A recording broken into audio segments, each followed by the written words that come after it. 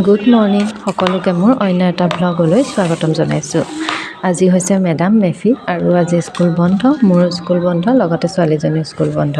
আজি সেইকাৰণে এনেকৈ অকণমান সময় পাইছোঁ ৰাতিপুৱাৰ চাহকাপ বহি পেলাই খাবলৈ। এনেই আনকালেতো এইটো সময়ত দৌৰা ধপৰা কৰি থকা হয়, ছোৱালীজনীক উলিওৱা, টিফিন বনোৱা, এইবিলাক কৰি থাকোঁতে এনেকৈ চাহ খাবলৈ সময় নহয়।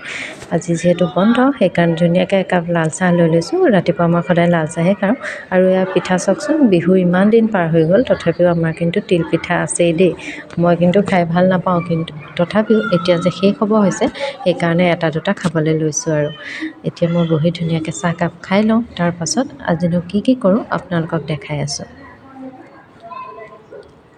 এয়া আকৌ ব্ৰেকফাষ্টত ছোৱালীজনীক বনাই দিছিলোঁ ৰোল আৰু চচ। তাইক ধুনীয়াকৈ বনাই দিছিলোঁ।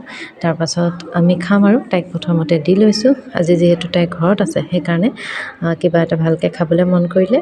মোৰ অকণমান মাংস আছিল, তেনেকৈ ডিম এটা আমলেট কৰি কেনেকৈ বনাইছোঁ আপোনালোকক দেখাবলৈ নহ'লে, আৰু আপোনালোকেতো চবেই জানেই মই তাইক কেনেকৈ বনাই দিছোঁ। তাই চব টিভিটো লগাই লৈছে, লগাই লৈ খাবলৈ লৈছে।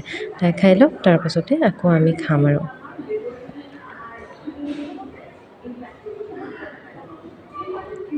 ভিতৰটো অকণমান দেখাই দিছে তাই কেনেকুৱা হৈছে। আনফালে আকৌ এয়া মায়ে দিছিলে ৰ'দত হালধি, কিন্তু হালধিখিনি যে শুকাব যি আশা নাই বতৰটো, কাৰণ ভাল নহয়।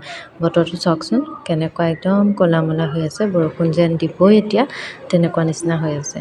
কিন্তু হালধিখিনি এনেকৈ বাৰাণ্ডাতে দি থৈছে, বৰষুণ দিলেও বাৰু বৰষুণ নপৰে, তথাপিও অকণমান ৰ'দটো কিজানি ওলাই সেইবুলি অকণমান মেলি থৈছে। তাৰপাছতে আকৌ মই লাগি গ'লোঁ মোৰ নিজৰ কামত। এইফালে চাদৰ এখন আছিলে পতি লগাবলৈ, পতি লগালোঁ। আৰু তাত এটা ডিজাইনো দিছিলে, এটা পাৰ্পিন এনেকৈ সৰু পতি লগাই দিবলৈ পতিটোৰ ছাইডতে। এইকণ মোৰ সময় আচলতে, এইকণ সময়ত মই এনেকৈ এইবিলাক কৰোঁ। তাৰপাছত আকৌ দুপৰীয়া ভাত পানী খাব হ'বই। আৰু দুপৰীয়া ভাত সাজ মায়ে বনায়, সেইকাৰণে এইখিনি সময়ত মই অকণমান কাম কৰোঁ। মোৰ কিছুমান কাম থাকে সেইখিনি কাম কৰি লওঁ। সেয়া চাওকচোন, চাওঁতে সন্ধিয়াই হ'ল। সন্ধিয়া আকৌ অকণমান ওলাই আহিলোঁ কৰঙালৈ বোলো, যিহেতু আমাৰ ওচৰতে। তাৰপৰা আজি অকণমান বতৰটো বেয়া সেইকাৰণে ভাবিলোঁ অকণমান মাংস খাওঁ। আৰু আমাৰ মায়ে যিহেতু মাংস নাখায় সেইকাৰণে মাৰ কাৰণে মাছ আনিব লগা হয়। এয়া আনিলোঁ লোকেল মুৰ্গী, তাৰপাছতে মাৰ কাৰণে আনিলোঁ মাছ। মাৰ কাৰণে বুলি নহয় আৰু অকণমান সৰহকৈ আনিছোঁ, কাইলৈ আমি খাবও পাৰিম। তাৰপাছতে মোৰ এটা প্ৰিয় বস্তু হৈছে এইটো সৰু আলুগুটি।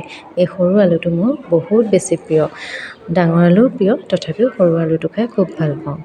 ৰাতিৰ সাঁজ আকৌ মানুহজনকে বনাবলৈ দিলোঁ। আচলতে সকলোখিনি নহয় আকৌ দেই, অকল মাংসটোহে তেওঁ বনাইছে। বাকী মই ভাত, মাছৰ তৰকাৰী, সৰু আলু চব্জি এইবিলাক ময়ে বনালোঁ। মাংসটো কিন্তু তেওঁ মোতকৈ বেছি ধুনীয়াকৈ বনায়, সেইকাৰণে তেওঁকে বনাবলৈ দিলোঁ। আৰু এইফালে মই কুকাৰত ভাত পাতি দিলোঁ।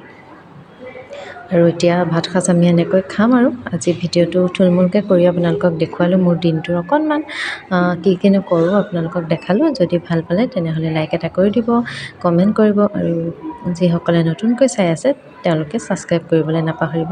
Bye bye.